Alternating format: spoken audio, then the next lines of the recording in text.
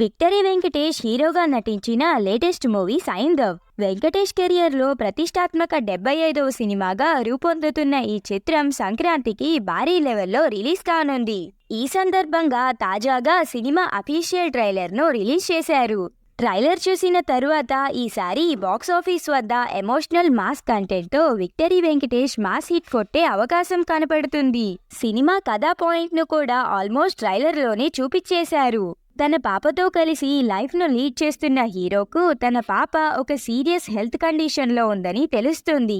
తనని బ్రతికించుకోవాలి అంటే 15 కోట్ల రేటు గల ఇంజెక్షన్ను ఇవ్వాల్సి ఉంటుంది.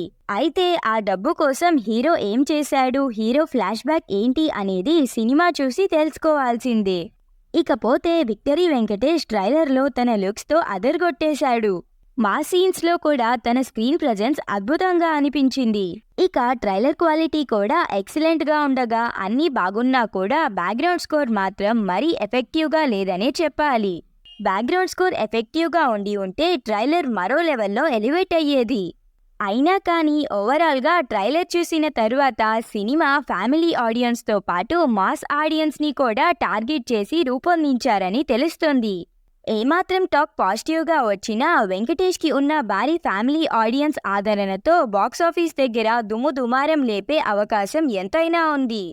మరి సైంధవ్ మూవీ కోసం ఎంతమంది ఎదురుచూస్తున్నారో కామెంట్స్లో తెలపండి. వీడియో నచ్చితే ఒక లైక్ కొట్టి మా ఛానల్ని సబ్స్క్రైబ్ చేసుకోండి please. Thank you for watching.